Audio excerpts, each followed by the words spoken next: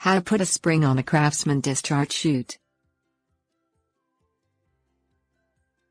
If the discharge chute on your Craftsman mower doesn't go back over the discharge opening once you stop the mower, it is most likely because of a broken or faulty spring. The spring attaches to a metal rod under the mower and pulls the chute down. Putting a spring on a Craftsman Discharge Chute does not require removal of the chute.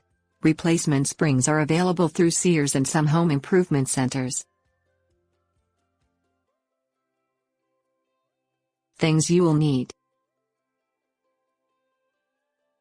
vice grips, pliers.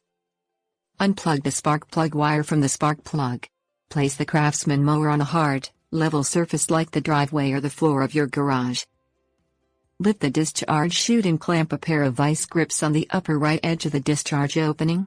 This enables the chute to remain pointing up while you are replacing the spring. Unhook the long end of the spring from the tab on the inside of the chute. Grab the middle of the long portion to pull the end out of the tab. Grab the top hub of the star washer securing the spring to the chute shaft with a pair of pliers. The chute shaft is the metal rod that runs through the back end of the chute. The spring attaches to a small L-shaped rod protruding from the chute shaft. Pull the star washer off the L-shaped rod with the pliers. Slide the end of the spring off the rod. Slide the loop end of the new spring over the rod. The hook on the opposite end of the spring should point at the rear of the Craftsman mower. Push the new star washer that comes with the spring over the L-shaped rod until it is against the loop end of the spring. Hook the opposite end of the spring into the tab on the chute.